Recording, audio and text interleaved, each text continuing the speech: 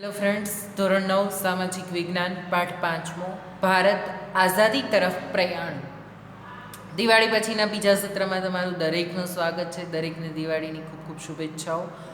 નવું સત્ર તમારું ખૂબ જ સરસ રહે, પ્રગતિદાયક રહે તેવી શુભેચ્છા સાથે જ આપણે અભ્યાસની પણ શરૂઆત કરીશું.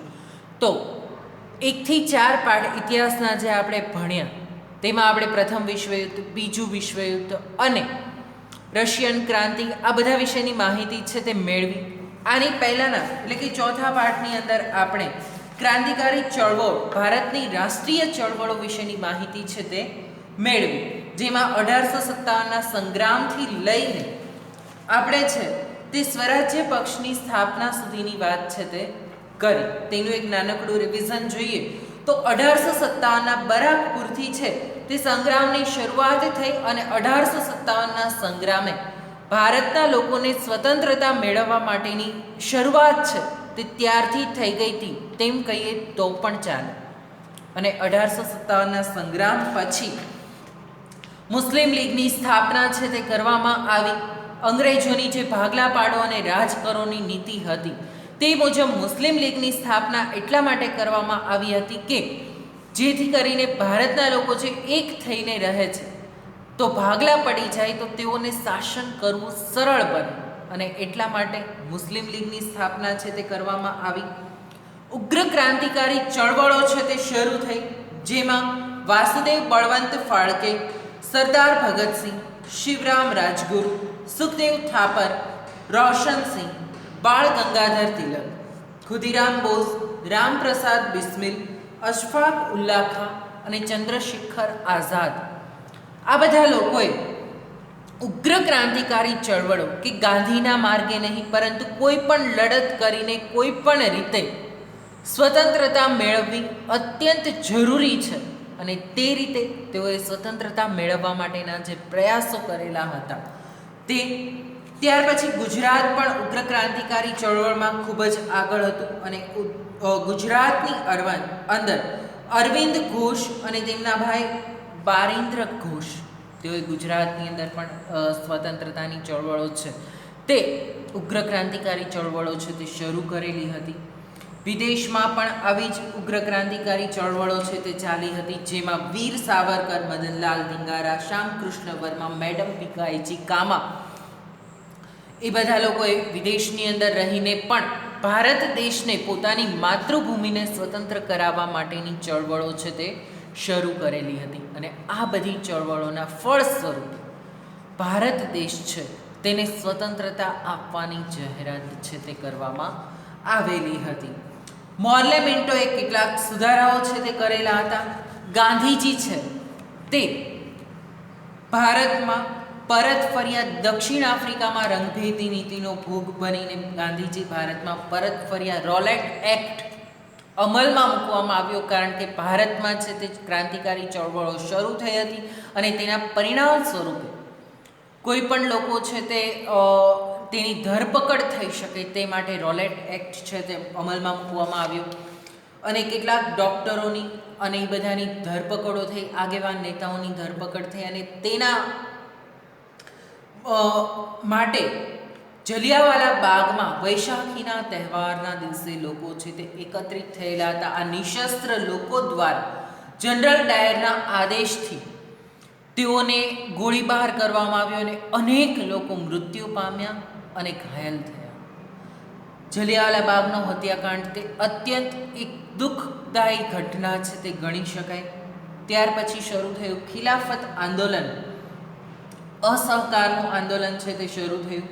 અસહકારના આંદોલન પછી ચોરી ચોરાનો બનાવ એક બની ગયો કે જેમાં અસહકારમાં માત્ર અંગ્રેજોને અસહકાર આપવાનો હતો, પરંતુ તેમાં પોલીસ ચોકીની અંદર પૂરીને ચોરી ચોરા ગામે પોલીસ ચોકીની અંદર પૂરીને પોલીસ ચોકીને બહારથી સળગાવવામાં આવી, અને તેમાં 21 પોલીસ છે તે મૃત્યુ પામ્યા અને અસહકારનું આંદોલન છે તે બંધ કરવામાં આવ્યું. અસહકારના આંદોલન પછી સ્વરાજ્ય પક્ષની સ્થાપના છે તે કરવામાં આવી, અને સ્વરાજ્ય પક્ષ પછી આપણે હવે જોવું છે સાયમન કમિશન છે તે ભારતમાં કેવી રીતે આવ્યું. 7 સભ્યોનું બનેલું આ સાયમન કમિશન, તેના વિશેની ચર્ચા છે તે આપણે આ પાઠની અંદર કરવાના છીએ. ત્યાર પછી નહેરુ કમિટીની રચના કરવામાં આવી. પૂર્ણ સ્વરાજ્યની માંગણી છે તે કરવામાં આવેલી હતી. દાંડી યાત્રા, હિન્દ છોડો ચળવળ અને આઝાદ હિન્દ ફૌજ તેના વિશેની વાત, અને સ્વતંત્ર ભારત છે, હિન્દ સ્વતંત્રતા ધારો, માઉન્ટ બેટન યોજના અને સ્વતંત્ર ભારત વિશેની વાત છે તે આપણે આ પાઠની અંદર કરવાના છીએ. પાઠની શરૂઆત કરીએ તો આઝાદી તરફ પ્રયાણ ટાઇટલ ઉપરથી જ તમને થોડો ખ્યાલ આવી જાય કે સ્વતંત્રતા મેળવવા તરફના આ પગલાઓ છે તેની વાત અહીં કરવામાં આવેલી છે. ઈસવીસન 1920થી 1947ના સમયગાળાને ગાંધીયુગ અને ગાંધીયુગના આંદોલનોનો યુગ ગણવામાં આવે છે. કારણ કે ગાંધીજી છે તે દક્ષિણ આફ્રિકાથી પરત ફર્યા અને તે સમયગાળામાં તેમણે ભારતને સ્વતંત્ર કરાવવા માટે જે આંદોલનો છેડેલા હતા કે જેના દ્વારા ભારત દેશ છે તે સ્વતંત્ર થાય, તો આ સમયગાળો છે તે ગાંધીયુગ અથવા તો ગાંધી આંદોલનનો યુગ છે તે કહેવામાં આવે છે. તમને 1 માર્કના પ્રશ્નમાં પૂછાઈ શકે કે કયો સમયગાળો ગાંધીયુગ કહેવામાં આવે છે અથવા તો ગાંધી આંદોલનનો યુગ એટલે કયો યુગ?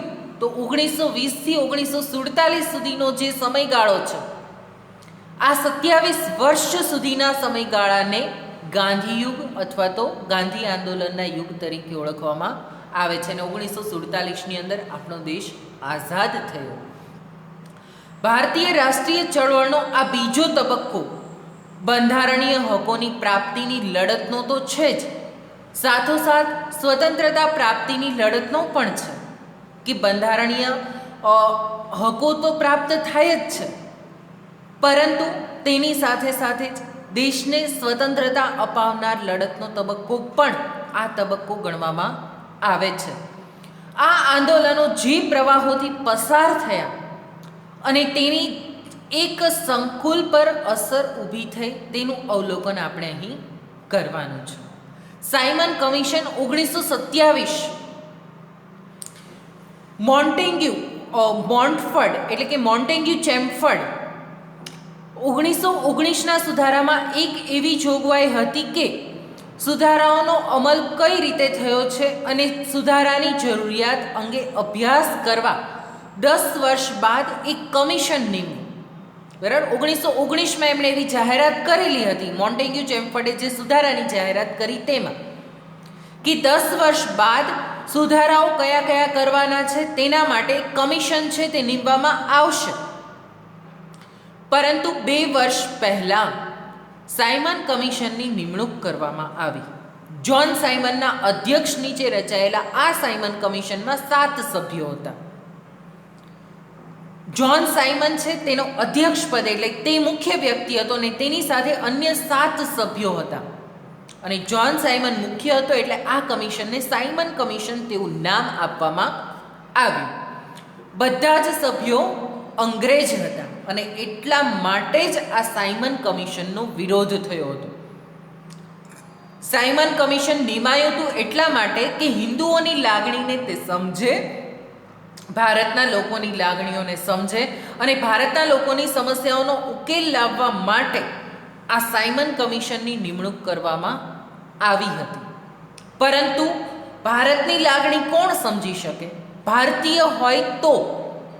સાયમન કમિશનની અંદર 7 સભ્યોનું બનેલું કમિશન હતું, પરંતુ આ 7 સભ્યો કયા હતા? અંગ્રેજો હતા. તેમાં કોઈ પણ સભ્ય છે તે ભારતીય હતો નહીં, અને ભારતીય સભ્ય ન હોય તો તે ભારતની લાગણી ન સમજી શકે. હિન્દીઓના દુઃખ દર્દ હિન્દી જ સમજી શકે એ વિચારથી સાયમન કમિશનમાં હિન્દીઓને સામેલ કરવાની ભારતીયોએ ભલામણ કરી, પરંતુ અંગ્રેજોએ એ ભલામણ સ્વીકારી નહીં. બરાબર છે કે હિન્દુઓનું દુઃખ દર્દ છે, હિન્દુસ્તાનીનું દુઃખ દર્દ છે, તે કોણ સમજી શકે? તો કે હિન્દી સમજી શકે. તો સાયમન કમિશન તમે ભારતના લોકોની સમસ્યાઓને ઉકેલ કરવા માટે મૂકેલું છે, તો આ કમિશનની અંદર તમે ભારતીય લોકો, હિન્દી લોકોનો સમાવેશ કરો. પરંતુ અંગ્રેજોએ તે બાબતનો સ્વીકાર કર્યો નહીં અને તેથી ભારતીયોએ સાયમન કમિશનનો બહિષ્કાર કરવાનું નક્કી કર્યું. અને એટલા માટે ભારતીય લોકોએ સાયમન કમિશનનો બહિષ્કાર કરવાનું નક્કી કર્યું. સાયમન કમિશનના ભારત આગમન સમયે લોકો હડતાલ, સભા, સરઘસ, સાયમન ગો બેકના નારાઓ અને કાળા વાવટાઓ ફરકાવીને તેનો વિરોધ છે તે કર્યો હતો. બરાબર છે. લોકો સરઘસો કાઢતા હતા, સભાઓ કાઢતા હતા, રેલીઓ કાઢતા હતા, કાળા વાવટા ફરકાવતા હતા. શું કામ? કે આ સાયમન કમિશનની ભારતીય લોકોને જરૂર નથી, કારણ કે ભારતનું દુઃખ દર્દ માત્ર ભારતના લોકો જ સમજી શકે. સાયમન ગો બેક એટલે કે સાયમન પાછો જા, તેવા નારાની સાથે સાયમન કમિશનનો વિરોધ છે તે કરવામાં આવતો હતો, જેની સામે સરકારે દમન નીતિ વાપરીને સરકારી દમન નીતિનો ભોગ લાલા લજપતરાય, ગોવિંદ વલ્લભ પંત અને જવાહરલાલ નહેરુ પણ બન્યા. લાહોરમાં સરઘસની આગેવાની લેતા લાલા લજપતરાય ગંભીર રીતે ઘાયલ થયા અને થોડા સમય બાદ તેમનું અવસાન થયું. કે લાલા લજપતરાય છે તે ગંભીર રીતે ઘાયલ થયા અને થોડાક જ સમયમાં તેમનું અવસાન થયું, મૃત્યુ પામ્યા, કારણ કે સરકારે તેમની ઉપર લાઠીચાર્જ કરેલો હતો. મુંબઈમાં જ્યારે સાયમન કમિશન છે તે ઉતર્યું તે સમયે મુંબઈની અંદર તેનો વિરોધ કરવા માટે સાયમન ગો બેક એટલે કે સાયમન પાછો જા તેવા નારાની સાથે લોકોએ તેનો વિરોધ કરેલો હતો અને સરકારે પોલીસ દ્વારા તેના ઉપર દમન છે તે કરવામાં આવ્યું. એટલે કે પોલીસ દ્વારા છે તે લોકોને લાઠીચાર્જ કરવામાં આવ્યો અને લાહોરમાં સરઘસમાં લાલા લજપતરાયે તેની આગેવાની લીધી હતી અને લાહોરના સરઘસમાં આગેવાની લીધી હતી એટલા માટે તેઓની ઉપર લાઠીચાર્જ કરવામાં આવ્યો. ગંભીર રીતે તેઓ ઘાયલ થયા અને થોડા જ સમયમાં તેમનું અવસાન પણ થયું.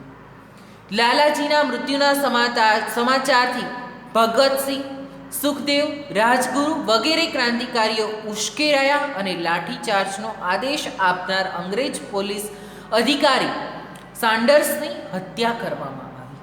લાલા લજપતરાયના મૃત્યુના સમાચાર સાંભળીને તેઓના જે સાથે કામ કરનારા લોકો હતા, જે આઝાદીની ચળવળ માટે તેમની સાથે રહીને લડતો કરતા હતા, તે દરેક લોકો ઉશ્કેરાયા.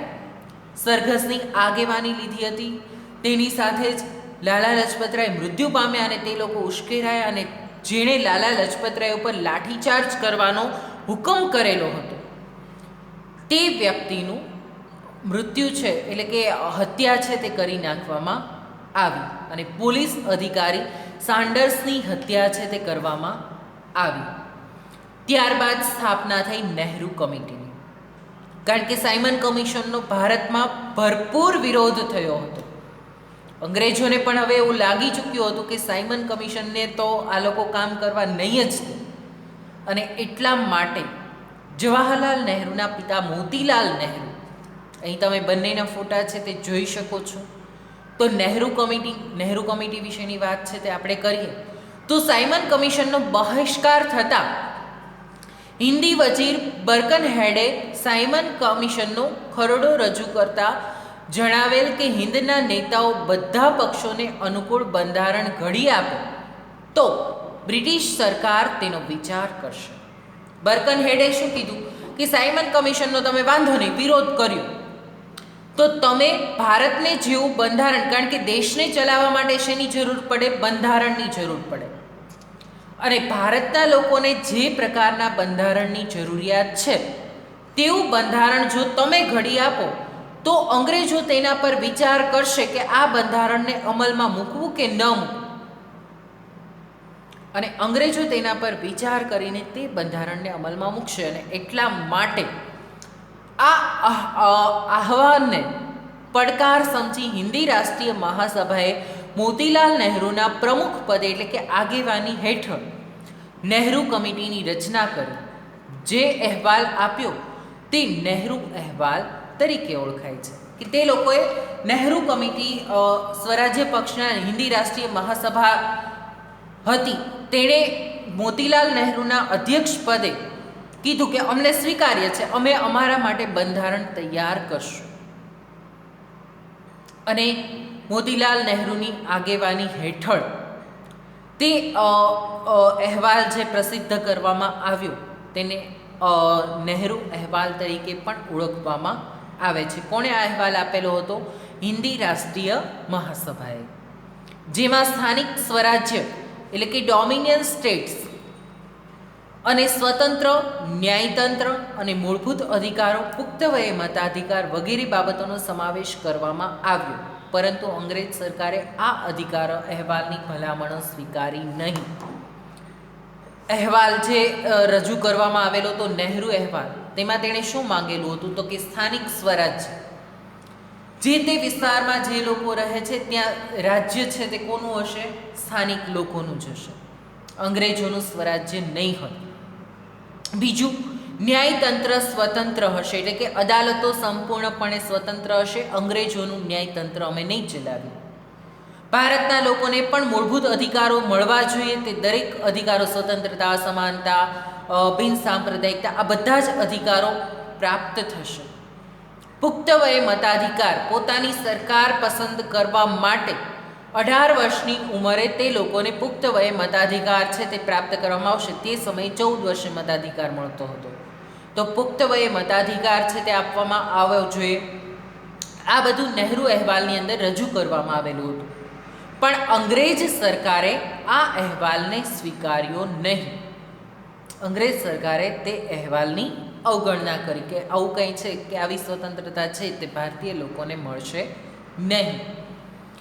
આ સમયે હિન્દી રાષ્ટ્રીય મહાસભામાં જવાહરલાલ નહેરુ, પછી શું કરવામાં આવ્યું? પૂર્ણ સ્વરાજની માંગણી કરવામાં આવી 1929માં. સોરી, પૂર્ણ સ્વરાજ એટલે કેવું? તો કે સ્થાનિક સ્વરાજ્યને હવે તો સમગ્ર ભારતને સ્વતંત્ર કરવું પડશે અને પૂર્ણ સ્વરાજ્ય છે તે તમારે અમને આપવું પડશે. અને એટલા માટે જ મિત્રો 26મી જાન્યુઆરી 1930નો દિવસ આપણે બંધારણ અમલમાં મૂકવા માટે પણ પસંદ કરવામાં આવેલો છે. નહીં તો 26 નવેમ્બરે બંધારણ તૈયાર થઈ ગયું હતું, 26મી નવેમ્બર 1949. પરંતુ 26મી જાન્યુઆરીનો દિવસ શું કામ પસંદ કરવામાં આવ્યો? કારણ કે ત્યારે પૂર્ણ સ્વરાજની માંગણી કરવામાં આવી હતી અને ભારતના લોકોએ સ્વતંત્રતાના શપથ લઈને પ્રથમવાર સ્વતંત્રતા દિવસ, સ્વતંત્રતા મળી નહોતી તો એ ઉજવી નાખેલો હતો. તેના વિશેની માહિતી આપણે મેળવીએ તો એ સમયે હિન્દી રાષ્ટ્રીય મહાસભામાં જવાહરલાલ નહેરુ, સુભાષચંદ્ર બોઝ જેવા યુવા નેતાઓ સક્રિય થયા, જે પૂર્ણ સ્વરાજ્યના હિમાયતી હતા, કે જે નેતાઓને સંપૂર્ણ સ્વરાજ્ય જોતું હતું. સ્થાનિક સ્વરાજ્યથી યુવા વર્ગને સંતોષ ન હતો. યુવા વર્ગ શું ઈચ્છતો હતો? કે સ્થાનિક જે તે વિસ્તારને તમારે સ્વતંત્ર નથી કરવા, તમે સમગ્ર ભારતને સ્વતંત્ર કરી દો. એટલે પૂર્ણ સ્વરાજ્યના હિમાયતી હતા. પરિણામે રાવી નદીના તટે લાહોર, કારણ કે ત્યારે ભારત અને પાકિસ્તાન બંને ભેગા હતા, એટલે રાવી નદીના તટ કિનારે લાહોર ખાતે જવાહરલાલ નહેરુના અધ્યક્ષપણા નીચે રાષ્ટ્રીય મહાસભામાં પૂર્ણ સ્વરાજ્યનો ઠરાવ પસાર કર્યો. રાષ્ટ્રીય મહાસભાની અંદર પૂર્ણ સ્વરાજ, કે હવે તો આપણે કોઈ પણ રીતે લડત લડીને ભારતને પૂરેપૂરું સ્વતંત્ર છે તે કરાવવામાં આવશે અને પૂર્ણ સ્વરાજનો ઠરાવ પસાર કર્યો. અને ત્યારબાદ 26 જાન્યુઆરી 1930ના દિવસે સ્વતંત્રતાના શપથ લઈ પ્રથમવાર સ્વતંત્રતા દિન ઉજવવામાં આવ્યો. અને આ પછી સ્વતંત્રતા મળી ત્યાં સુધી પ્રતિવર્ષ 26મી જાન્યુઆરીના દિવસને સ્વતંત્રતા દિવસ તરીકે ઉજવવાનું નક્કી થયું અને એ દિવસનું મહત્ત્વ જાળવવા આપણું બંધારણ એ દિવસે અમલમાં મૂકવામાં આવ્યું. એટલે 1930થી હિન્દી રાષ્ટ્રીય મહાસભાએ નક્કી કરી નાખેલું હતું કે હવે 26મી જાન્યુઆરીથી છે તે આપણે સ્વતંત્રતા દિવસ ઉજવશું અને આ દિવસે આપણે સ્વતંત્રતા હવે મેળવીને જ રહીશું. અને એ પણ કેવું? પૂર્ણ સ્વરાજ્ય. સમગ્ર ભારતમાં હવે અંગ્રેજોનું નામો નિશાન છે તે હોવું જોઈએ નહીં અને સમગ્ર ભારતને પૂર્ણ રીતે સ્વતંત્ર કરવાનું છે. અને હિન્દી રાષ્ટ્રીય મહાસભાએ એવું પણ નક્કી કર્યું હતું કે 26મી જાન્યુઆરીનો દિવસ હવેથી દર વર્ષે સ્વતંત્રતા દિન તરીકે ઉજવવામાં આવશે અને તે દિવસનું મહત્ત્વ જળવાઈ રહે એટલા માટે પ્રતિવર્ષ 26મી જાન્યુઆરીના દિવસને સ્વતંત્રતા દિવસ તરીકે ઉજવવામાં આવે છે. એટલા માટે જ બંધારણને પણ 26મી જાન્યુઆરીથી અમલમાં મૂકવામાં આવ્યું કે 26મી જાન્યુઆરીના દિવસને યાદગાર બનાવવા માટે. દાંડી યાત્રા છે તે શરૂ થઈ 12 માર્ચ 6 એપ્રિલ 1930. દાંડી યાત્રા છે મીઠા પરનો કર હટાવવા માટે. ભારત છે તેને 3 બાજુ દરિયા કિનારો પ્રાપ્ત થયેલો છે અને મીઠું ભારતના લોકોને પ્રાપ્ત થઈ શકે તેના પરનો કર હટાવવા માટે દાંડી ગામે ગાંધીજી દ્વારા છે તે યાત્રા છે તે કરવામાં આવી અને આ યાત્રા છે તે દાંડી ગામે પૂર્ણ કરવામાં આવી હતી. 370 કિલોમીટર લાંબી આ યાત્રા હતી અને એટલા માટે આ દિવસને આ યાત્રાને દાંડી યાત્રા તરીકે પણ ઓળખવામાં આવે છે. આપણે જોઈએ તો સવિનય કાનૂન ભંગના આંદોલનના ભાગરૂપે દાંડી ગામના દરિયા કિનારે જઈ મીઠાના કાયદાનો ભંગ કરવાનું નક્કી કર્યું. કોણે? ગાંધીજીએ.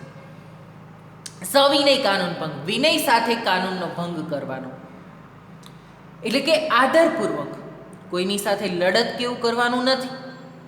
વિનય સાથે કાનૂન ભંગ, સવિનય કાનૂન ભંગ કરવા માટે ગાંધીજીએ એવું નક્કી કર્યું કે દાંડી ગામે જઈને મીઠાના કાયદા પરનો કર છે તે હટાવવામાં આવશે. 11મીની સાંજે આશ્રમમાં હજારો લોકોની જનસભાએ સત્યાગ્રહને સંદેશો આપ્યો. ગાંધીજીએ છે તે 11મીની સાંજે હજારો લોકો છે ત્યાં એકત્રિત થયેલા હતા આશ્રમમાં, સાબરમતી આશ્રમ ખાતે. તો તે આશ્રમમાં હજારો લોકો એકત્રિત થયેલા હતા. તેને સંદેશો આપ્યો કે હવે અમે દાંડી યાત્રા શરૂ કરવા જઈ રહ્યા છીએ અને મીઠાના કાયદાનો ભંગ કરવા માટે આ યાત્રા છે તે શરૂ કરવામાં આવે છે. લોકોને ધરપકડ થાય તો પણ મક્કમતાપૂર્વક અહિંસક રીતે સરકાર સામે લડત આગળ વધારવાનો અનુરોધ કર્યો કે તમને સરકાર પકડીને જેલમાં પૂરી દે તો અહિંસા રાખવાની છે, તેની સામે લડવાનું નથી, શાંતિથી જેલમાં જતું રહેવાનું છે. જેટલા લોકોની ધરપકડ થાય તે બધા લોકોએ જેલમાં જવાનું છે, પરંતુ લડત કરવાની નથી. અહિંસક લડત છે તે આપવાની છે, હિંસા કોઈની સાથે કરવાની નથી. અને લોકોને અનુરોધ કર્યો કે આ લડતને આગળ વધારવાની છે, પણ કેવી? અહિંસક. અમદાવાદના સાબરમતી હરિજન આશ્રમ એટલે કે જે હવે ગાંધી આશ્રમથી જાણીતો છે, ત્યાં 12મી માર્ચ 1930ના રોજ વૈષ્ણવ જનતો તેને રે કહીએ જે પીડ પરાઈ જાણે રે નરસિંહ મહેતા દ્વારા રચિત આ કાવ્ય પ્રાર્થના તેનું ગાન છે તે કરવામાં આવ્યું. અને પછી અને ભણે નરસૈયો તેનું દર્શન કરતા કુળ 71 તાર્યા રે. ત્યાર પછી શૂર સંગ્રામ કો દેખ ભાઈ ભાગે નહીં, દેખ ભાગે સોઈ શૂર નહીં. એ પૂરું થતાં મહાપ્રયાણ શરૂ થયું. આ ત્રણેય પ્રાર્થનાઓ છે તે કરવામાં આવી કે વૈષ્ણવજન તો તેને રે કહીએ જે પીડ પરાઈ જાણે રે, પર દુઃખે ઉપકાર કરે તોય મન અભિમાન ના આણે રે, સકળ લોકમાં સહુને બંદે નિંદા ન કરે એ કોની રે, વાચ કાચ મન નિશ્ચલ રાખે જન જન જનની ધન ધન જનની તેની રે. આ પ્રાર્થના બાદ ભણે નરસૈયો તેનું દર્શન કરતા કુળ 71 તાર્યા રે.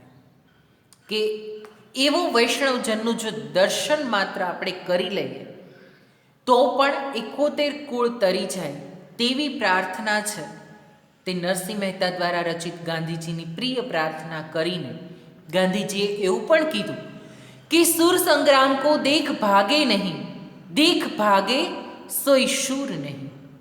બરાબર છે? એટલે કે શૂરવીર જે છે તે સંગ્રામને જોઈને ભાગતો નથી, અને સંગ્રામને જોઈને જો કોઈ ભાગે છે તો તે શૂરવીર નથી.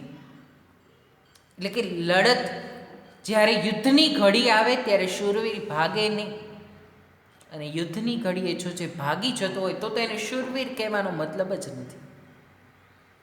આની સાથે યાત્રા છે તે શરૂ કરવામાં આવી. ગાંધીજીના નેતૃત્વ નીચે સરોજિની નાયડુ, મહાદેવભાઈ દેસાઈ સહિત દાંડી કૂચની શરૂઆત કરી.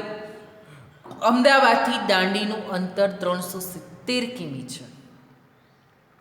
એટલે ચાલતા ચાલતા આ યાત્રા ખૂબ જ લાંબી યાત્રા હતી. 370 કિલોમીટરની યાત્રા હતી, જેમાં દાંડી યાત્રાની અંદર અસલાલી, બારેજા, નડિયાદ, આણંદ, બોરિયાવી, રાસ, જંબુસર, ભરૂચ, સુરત, નવસારી જેવા નાના મોટા નગરોમાં સભાઓ ભરી અને લોકોને સવિનય કાનૂન ભંગ અને મીઠાના કાયદાનો ભંગ શા માટે તેની સમજ આપી. ગાંધીજીએ ભાટ મુકામે કહ્યું કે કાગડા કૂતરાના મોતે મરીશ, પરંતુ સ્વરાજ્ય મળે નહીં ત્યાં સુધી આશ્રમમાં પાછો નહીં ફરું. જે સાબરમતી હરિજન આશ્રમથી તેઓ નીકળ્યા હતા, ગાંધીજીએ છેલ્લે એવું કીધું કે હું કાગડા કૂતરાના મોતે મરીશ, પરંતુ સ્વરાજ્ય પાછું ન મળે ત્યાં સુધી હવે હું એ આશ્રમમાં નહીં જાઉં. કોઈ પણ સંજોગોમાં હું આઝાદી મેળવીને જ જંપીશ. અને આ કૂચે જે ગામોમાંથી પસાર થતી ત્યાં સુધી રસ્તાની સફાઈ કરતા, પાણી છાંટી, તોરણો બાંધી શણગારતા. આ યાત્રાએ ભારતમાં લોકોના અપૂર્વ જાગૃતિ અને અજબની શ્રદ્ધા, ચેતના અને એકતા જગાવવાનું અદ્ભુત કાર્ય કર્યું. દેશભરમાં સ્વતંત્રતાનું સત્યાગ્રહનું મોજું ફરી વળ્યું અને ગાંધીજી તેમના સાથીદારો સાથે 24 દિવસની પદયાત્રા બાદ દાંડી પહોંચ્યા.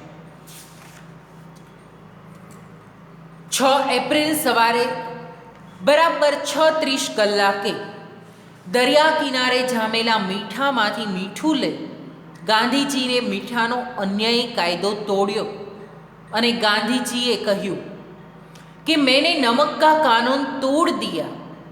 અને એ સમયે ત્યાં ઉપસ્થિત લોકોને સંબોધન કરતા કહ્યું કે હું બ્રિટિશ સામ્રાજ્ય રૂપી ઇમારતના પાયામાં લૂણો લગાડું છું. કે બ્રિટિશરોએ જે ભારતની અંદર પોતાનું સામ્રાજ્ય સ્થપાવેલું છે, આ ઇમારતના પાયાને હું લૂણો લગાડું છું અને આ ઇમારતના પાયાને હું તોડવાનો પ્રયાસ કરી રહ્યો છું. મહાભિનિષ્ક્રમણ સાથે સરખાવે છે તેવા શબ્દોથી સંબોધન કર્યું અને મહાદેવભાઈ દેસાઈ દાંડી કૂચને મહાભિનિષ્ક્રમણ સાથે સરખાવે છે. દુનિયાભરના પત્રકારો, ફોટોગ્રાફર્સ પણ આ સ્થળની મુલાકાત લઈ આંખે દેખ્યો અહેવાલ સમાચારપત્ર અને પુસ્તિકાઓમાં પ્રસિદ્ધ કર્યું. આમ 12મી માર્ચે સાબરમતી આશ્રમથી શરૂ થયેલી જગપ્રસિદ્ધ દાંડી કૂચની ભૌતિક સમાપ્તિ હતી, પરંતુ બ્રિટિશ સલ્તનતની ઇમારતના પાયામાં લૂણો લગાડવાની શરૂઆત થઈ ગઈ હતી. આખા દેશમાં સવિનય કાનૂન ભંગની ચળવળ શરૂ થઈ અને સરકારે દમનનો કોરડો વીંઝાયો. લાઠીમાર, ધરપકડ, ગોળીબાર, સ્ત્રીઓ અને બાળકો પર જુલ્મો આચર્યા અને લડતનું જોર ઘટ્યું નહીં. દાંડી કૂચ દરમિયાન વિદેશી કાપડનો બહિષ્કાર, દારૂબંધી, હિન્દુ મુસ્લિમ એકતા તોડવાના પ્રયાસો થયા, અસ્પૃશ્યતા નિવારણ વગેરે અનેક રચનાત્મક કાર્યક્રમોનું આયોજન કરાયું. દાંડી યાત્રા અને નમક સત્યાગ્રહથી આવેલી જાગૃતિના લીધે અસહકારના આંદોલન અને સત્યાગ્રહના કાર્યક્રમો દેશભરમાં શરૂ થયા. આ કાર્યક્રમોમાં સ્વદેશી આંદોલનો અને વિદેશી વસ્તુઓનો બહિષ્કાર, દારૂબંધી અને દારૂના પીઠા ઉપર પેકેટિંગ, મહેસૂલી સહિતના કરવેરા ન ભરવાનું, ના કર આંદોલન, અસ્પૃશ્યતા નિવારણના કાર્યક્રમો સંબંધી સત્યાગ્રહ સભાઓ અને સરઘસો કાર્યક્રમો થયા. આ જાગૃતિ તથા આંદોલન નબળા પાડવા તથા કચડી નાખવા સરકાર દ્વારા લાઠીચાર્જ, કારાવાસ સહિતની દમનકારી પગલાઓ લેવાયા અને આની પ્રતિક્રિયા રૂપે દેશમાંની રેલવે, પોલીસ સ્ટેશન, પોસ્ટ ઓફિસો અને અન્ય સરકારી ઇમારતો ઉપર તોડફોડ હુમલા જેવા કેટલાક અહિંસક બનાવો પણ બન્યા. આ ઘટનાઓમાં અબ્દુલ ગફાર ખાન સરહદના ગાંધીના નેતૃત્વ હેઠળનું આંદોલન, મુંબઈ પાસે વડાલાના પીઠા ઉપર નાગરિકોને હુમલો, દિલ્હીમાં કસ્તુરબા ગાંધીના નેતૃત્વ હેઠળ દારૂબંધી માટે પેકેટિંગ અને સુરતના ધરાસણા તથા વિરમગામમાં થયેલા મીઠાના સત્યાગ્રહો ઉપરાંત સરકારી નોકરીઓનો ત્યાગ, સરકારી શાળાઓમાં અભ્યાસ છોડી દેવાના કાર્યક્રમો મુખ્ય ગણાય છે. કે આ બધા કાર્યક્રમો છે તે દાંડી યાત્રાની સાથે સાથે જ શરૂ થયેલા હતા અને ગાંધી અને ઇરવિન સમજૂતીમાં ગોળમેજી પરિષદો અને સત્યાગ્રહની મોકૂફી છે તે કરવામાં આવી, જેની ચર્ચા આપણે નેક્સ્ટ લેક્ચરની અંદર કરશું. આજનો લેક્ચર અહીંયા સુધી રાખીએ છીએ. આજના લેક્ચરનું તમારું હોમવર્ક છે તેમાં તમારે 2 ટૂંકનોંધ લખવાની છે, એક સાયમન કમિશન અને બીજી દાંડીકૂચ. દાંડીકૂચ ક્યાંથી શરૂ થઈ, કેવી રીતે આ લડત છે તે લડવામાં આવી હતી તેના વિશેની બધી જ માહિતી છે તે દાંડીકૂચની ટૂંકનોંધમાં તમારે લખવાની છે. ત્યાં સુધી રાખીએ છીએ. Thank you.